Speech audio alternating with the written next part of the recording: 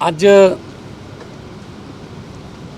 जो पंजाब दे विच पशुआं च जानवरां च लंपी स्किन डिजीज़ जिहड़ी नां दी बीमारी है वो फैली है, उहदे बारे बहुत ही अहम मीटिंग हुई है जिहदे विच पशु पालन विभाग के उच्च अधिकारी, मंत्री साहबान, डेयरी फार्मिंग के मंत्री साहबान, वित्त मंत्री साहब ते यूनिवर्सिटी एग्रीकल्चर यूनिवर्सिटी लुधियाना के वैटनरी डिपार्टमेंट के डीन साहब, वो सारे ने इस मीटिंग में हिस्सा लिया। एक दो फैसले ले गए ने इस बीमारी नूं रोकण लई ते इस बीमारी नाल नजिठण लई पंजाब सरकार बहुत गंभीर है, क्योंकि पशु धन जिहड़ा है बहुत सारे घर उन्हां पशुओं के दुध दे नाल उन्हां दा खर्चा चलदा है, कबीलदारी चलती है। बीमारी ये ज़ांबिया च फैली सी 80 साल पहला, ये हुण पिछले 2 साल तो इंडिया पहुंची, उड़ीसा तो उस बाद हुण नॉर्थ इंडिया च ये पहुंची है। पंजाब दे विच ज़्यादा अफेक्टेड जिले जिहड़े ने वो फाजिलका, श्री मुक्तसर साहब, बठिंडा, तरनतारन का इलाका है। वैसे कुछ केस तो हर एक जिले च पाए जाते हैं, पर ज़्यादा अफेक्टेड है।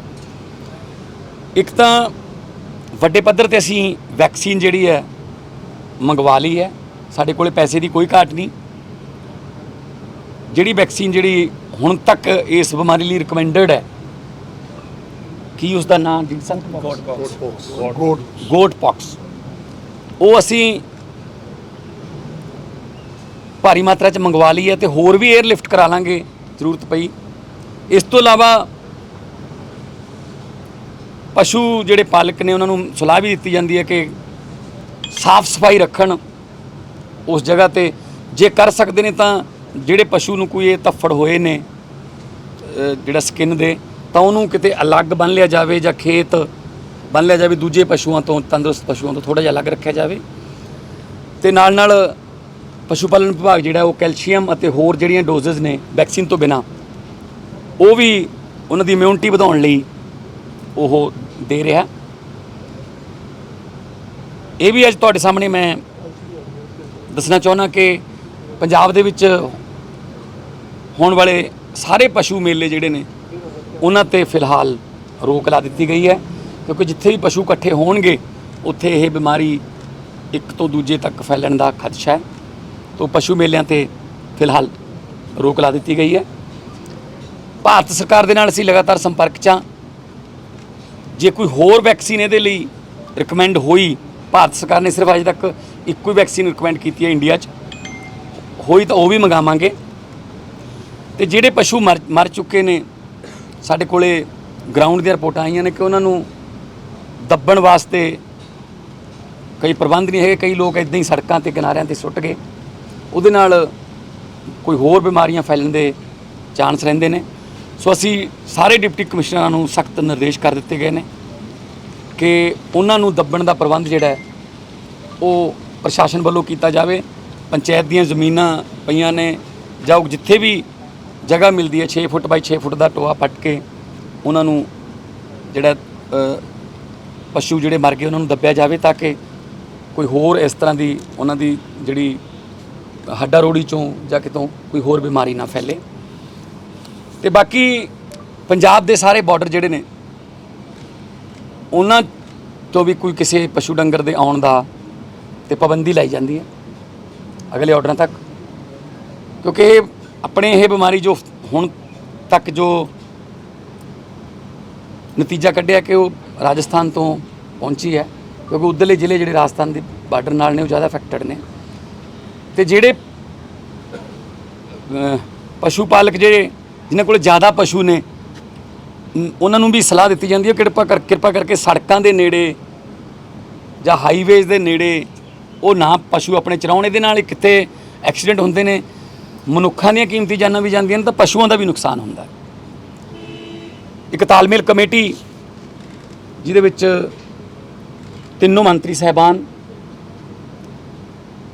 ਯੂਨੀਵਰਸਿਟੀ ਦੇ ਡੀਨ ਸਾਹਿਬ, ਵੈਟਰਨਰੀ ਡਿਪਾਰਟਮੈਂਟ ਦੇ ਤੇ ਪਸ਼ੂ ਪਾਲਣ ਵਿਭਾਗ ਦੇ ਸੈਕਟਰੀ ਜਿਹੜੇ ਨੇ ਉਹਨਾਂ ਦੀ ਇੱਕ ਬਣਾਈ ਹੈ। ਉਹ ਡੇ ਟੂ ਡੇ ਮੋਨੀਟਰ ਕਰੂਗੀ। ਔਰ ਨਾਲ ਮੈਂ ਇੱਕ ਥੋੜੀ ਜੀ ਖੁਸ਼ਖਬਰੀ ਵੀ ਇਹੀ ਹੈ ਕਿ ਪਿਛਲੇ 2-3 ਦਿਨਾਂ ਤੋਂ ਇਹਦੇ ਘਟਣ ਦੇ ਜਿਹੜੇ ਸਾਨੂੰ ਸਿੰਪਟਮਸ ਮਿਲ ਰਹੇ ਨੇ, ਲੱਛਣ ਘਟਣ ਦੇ ਮਿਲ ਰਹੇ ਨੇ। ਇਸ ਕਰਕੇ ਮੈਂ ਸਾਰੇ ਪਸ਼ੂ ਪਾਲਕਾਂ ਨੂੰ ਜਿਨ੍ਹਾਂ ਨੇ ਰੱਖੇ ਹੋਏ ਨੇ ਉਹਨਾਂ ਨੂੰ ਸੰਜਮ ਰੱਖਣ ਦੀ ਅਪੀਲ ਕਰਦਾ। ਔਰ ਕਿਤੇ ਇੱਧਰੋਂ ਉੱਧਰੋਂ ਅਫਵਾਹਾਂ ਨਾ ਸੁਣੋ ਤੇ ਕੋਈ ਕਹਿੰਦਾ ਦੇਸੀ ਦਵਾਈ ਹੈ ਕੋਈ ਹੈ। ਪਸ਼ੂ ਵਿਭਾਗ ਜਿਹੜਾ ਪਸ਼ੂ ਪਾਲਣ ਵਿਭਾਗ ਜਿਹੜਾ ਉਹਨਾਂ ਨੂੰ ਸਖਤ ਹਦਾਇਤਾਂ ਨੇ ਕਿ ਆਪਾਂ ਜਿਹੜਾ ਨੁਕਸਾਨ ਨਹੀਂ ਹੋਣ ਦੇਣਾ। ਇਸ ਕਰਕੇ ਜਿੱਥੇ ਉਹ ਕਹਿਣਗੇ ਉੱਥੇ ਆਵਾਂਗੇ। ਛਿੜਕਾਓ ਵੀ ਮੱਛਰਾਂ ਦਾ ਵੀ, ਕਿਉਂਕਿ ਮੱਛਰ ਵੀ ਇੱਕ ਦੂਜੇ ਨੂੰ ਜਦੋਂ ਪਸ਼ੂ ਨੂੰ ਕੱਟਦੇ ਨੇ ਤਾਂ ਉਹ ਬਲੱਡ ਰਾਹੀਂ ਉਹ ਜਾਂਦੀ ਹੈ ਬਿਮਾਰੀ। ਸੋ ਇਹ ਵੀ ਪ੍ਰਸ਼ਾਸਨ ਨੂੰ ਹਦਾਇਤ ਕਰ ਦਿੱਤੀ ਗਈ ਹੈ। ਤੇ ਨਾਲ ਪਸ਼ੂ ਪਾਲਣ ਵਿਭਾਗ ਕੋਲ ਵੀ ਨਾਲ ਪੰਚਾਇਤ ਵਿਭਾਗ ਕੋਲ ਵੀ ਅਸੀਂ ਪੈਸੇ ਦੀ ਕੋਈ ਕਮੀ ਨਹੀਂ ਇਸ ਮਾਮਲੇ 'ਚ ਆਉਣ ਦੇਵਾਂਗੇ। ਤੇ ਹੁਣ ਤੱਕ ਅਸੀਂ 86,000 ਦੇ ਲਗਭਗ ਵੈਕਸੀਨ ਜਿਹੜੀ ਹੈ ਲਗਾ ਚੁੱਕੇ ਹਾਂ। ਜਿੰਨੀ ਵੀ ਚਾਹੀਦੀ ਹੋਊਗੀ ਵੈਕਸੀਨ ਪੱਖੋਂ ਅਸੀਂ ਜਿਹੜਾ ਕਮੀ ਨਹੀਂ ਕੋਈ ਰਹਿਣ ਦੇਵਾਂਗੇ। ਤੇ ਨਾਲ ਇੱਕ ਕੋਈ ਅਫਵਾਹ ਫੈਲ ਜਾਂਦੀ ਹੈ ਅਕਸਰ। ਇਹ ਅਸਲ 'ਚ ਜਿਵੇਂ ਕਰੋਨਾ ਹੋਇਆ ਸੀਗਾ, ਆਪਣੇ 'ਚ ਵੀ ਅਫਵਾਹਾਂ ਫੈਲੀਆਂ ਸੀ। ਕੋਈ ਕਹਿੰਦਾ ਸੀ ਟੀਕਾ ਲਵਾਉਣ ਤੋਂ ਬਾਅਦ 15 ਦਿਨਾਂ ਬਾਅਦ ਆਹ ਹੋ ਜਾਂਦਾ ਉਹ ਹੋ ਜਾਂਦਾ। ਪਹਿਲਾਂ ਲੋਕ ਟੀਕਾ ਲਵਾਉਣ ਤੋਂ ਡਰਦੇ ਸੀ, ਬਲਕਿ ਜਿਹੜੇ ਵੈਕਸੀਨ ਕਰਨ ਜਾਂਦੇ ਸੀ ਉਹਨਾਂ ਦੇ ਨਾਲ ਲੜਾਈ ਝਗੜੇ ਵੀ ਹੋਏ ਨੇ।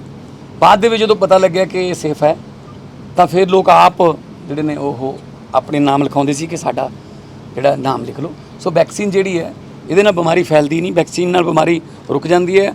ਔਰ ਪਸ਼ੂਆਂ ਦਾ ਜਿਹੜਾ ਇਮਿਊਨ ਸਿਸਟਮ ਹੈ ਜੋ ਕਾਇਮ ਹੋਵੇ ਤਾਂ ਬਿਮਾਰੀ ਇਹ ਘਟ ਜਾਂਦੀ ਹੈ ਤੇ ਬਾਅਦ ਦੇ ਵਿੱਚ ਬਿਲਕੁਲ ਠੀਕ ਹੋ ਜਾਂਦੀ ਹੈ। ਤੇ ਅਫਵਾਹਾਂ ਫੈਲ ਜਾਂਦੀਆਂ ਨੇ। ਹੁਣ ਅਫਵਾਹ ਫੈਲੀ ਹੈ ਕਿ ਸ਼ਾਇਦ ਦੁੱਧ ਨਾਲ ਜਿਹੜਾ ਇਹ ਪਸ਼ੂਆਂ ਦੇ ਦੁੱਧ ਨਾਲ ਇਹ ਮਨੁੱਖਾਂ ਦੇ ਵਿੱਚ ਬਿਮਾਰੀ ਫੈਲ ਸਕਦੀ ਹੈ। ਇਹ ਯੂਨੀਵਰਸਿਟੀ ਦੇ ਵੈਟਰਨਰੀ ਡਿਪਾਰਟਮੈਂਟ ਵੱਲੋਂ ਬਿਲਕੁਲ ਮੈਂ ਚਾਹੂੰਗਾ ਕਿ ਉਹ ਇਹ ਕਲੀਅਰ ਕਰ ਦੇਣ ਕਿ ਇਹ ਬਿਲਕੁਲ ਅਫਵਾਹ ਹੈ। ਦੁੱਧ ਦੇ ਨਾਲ ਇਹ ਬਿਮਾਰੀ ਜਿਹੜੀ ਹੈ ਮਨੁੱਖਾਂ 'ਚ ਨਹੀਂ ਆ ਸਕਦੀ। ਤੇ ਤੁਸੀਂ ਥੋੜ੍ਹਾ ਦੱਸ ਦਿਓ ਜੀ। ਮੈਂ ਇਹੀ ਦੱਸਣਾ ਚਾਹੁੰਦਾ ਵੀ ਦੁੱਧ ਆਪਣੇ 'ਚ ਜਿਵੇਂ ਆਦਤ ਹੈ ਵੀ ਦੁੱਧ ਬੋਇਲ ਕਰਕੇ ਪੀਂਦੇ ਆ।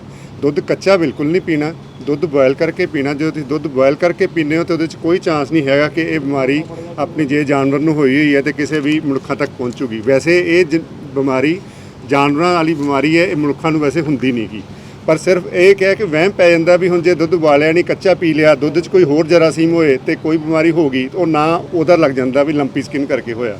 ਇਸ ਕਰਕੇ ਦੁੱਧ ਨੂੰ ਬੋਇਲ ਕਰਕੇ ਪੀਓ ਤੇ ਕੋਈ ਡਰਨ ਦੀ ਲੋੜ ਨਹੀਂ ਹੈਗੀ ਕਿ ਬਿਲਕੁਲ ਨਹੀਂ ਬਿਮਾਰੀ ਫੈਲਦੀ। ਸੋ ਯੂਨੀਵਰਸਿਟੀ ਦੇ ਕਾਬਲ ਅਫਸਰ ਤੇ ਪਸ਼ੂ ਪਾਲਣ ਵਿਭਾਗ ਦੇ ਕਾਬਲ ਅਫਸਰ ਤੇ ਮੰਤਰੀਆਂ ਦੀ ਟੀਮ ਜਿਹੜੀ ਹੈ ਉਹ ਦਿਨ ਰਾਤ ਕੰਮ ਕਰੂਗੀ ਤੇ ਅਸੀਂ ਇਸ ਪਸ਼ੂਆਂ ਤੇ ਆਏ ਹੋਏ ਸੰਕਟ ਨੂੰ, ਕਿਉਂਕਿ ਪਸ਼ੂ ਪਾਲਕ ਜਿਹੜੇ ਨੇ ਉਹਨਾਂ ਦਾ ਬਹੁਤ ਸਾਰਾ ਪੈਸਾ ਇਨਵੈਸਟ ਹੋਇਆ ਹੁੰਦਾ। ਅੱਜ ਕੱਲ੍ਹ ਕੀਮਤ ਜਿਹੜੀ ਹੈ ਮੱਝਾਂ ਦੀ, ਗਾਵਾਂ ਦੀ ਲੱਖਾਂ ਦੇ ਵਿੱਚ ਹੈ ਤੇ ਪੰਜਾਬ ਦੁੱਧ ਦਾ ਉਤਪਾਦਕਾਂ ਦੇ ਵਿੱਚੋਂ ਵੱਡਾ ਨਾਮ ਹੈ।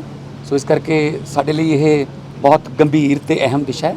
ਸੋ ਅਸੀਂ ਇਹਨੂੰ ਗੰਭੀਰਤਾ ਨਾਲ ਲੈਂਦੇ ਹੋਏ ਸਰਕਾਰ ਵੱਲੋਂ ਅਹਿਮ ਫੈਸਲੇ ਲਏ ਨੇ। ਆਉਣ ਵਾਲੇ ਦਿਨਾਂ 'ਚ ਹੋਰ ਵੀ ਫੈਸਲੇ ਲੈਣੇ ਪਏ ਤਾਂ ਤੁਹਾਨੂੰ ਅਸੀਂ ਸਮੇਂ-ਸਮੇਂ ਤੇ ਦੱਸਦੇ ਰਹਾਂਗੇ। सर जो वैक्सीन है क्या फ्री ऑफ कॉस्ट रहेगा? जो वैक्सीन है कि मतलब इज द प्रोसेस बिल्कुल फ्री ऑफ कॉस्ट लगूगी जी, बिल्कुल फ्री ऑफ कॉस्ट। ਹਜੇ ਬਿਮਾਰੀ ਨੂੰ ਰੋਕਣ ਦਾ ਤੇ ਬੰਦ ਕਰਨ ਦਾ ਜਿਹੜਾ ਸਾਡਾ ਸਾਰਾ ਧਿਆਨ ਹੈ। ਉਸ ਤੋਂ ਬਾਅਦ ਦੇਖਾਂਗੇ ਕਿ ਜਿਨ੍ਹਾਂ ਦੇ ਉਹੀ ਪਸ਼ੂ ਸੀ ਜਿਹਦੇ ਨਾਲ ਘਰ ਚੱਲਦਾ ਸੀ ਜਾਂ ਇਸ ਤਰ੍ਹਾਂ ਦੇ ਨੇ ਕਿ ਜਿਨ੍ਹਾਂ ਦਾ ਬਹੁਤ ਜ਼ਿਆਦਾ ਨੁਕਸਾਨ ਹੋ ਗਿਆ, 2 ਹੀ ਪਸ਼ੂ ਸੀ ਦੋਨੋਂ ਹੀ ਮਰ ਗਏ, ਤਾਂ ਉਹਦੇ ਵਾਸਤੇ ਅਸੀਂ ਫਿਰ ਕੋਈ ਕਮੇਟੀ ਬਣਾ ਲਾਂਗੇ ਮੁਆਵਜ਼ੇ ਬਾਰੇ ਵੀ।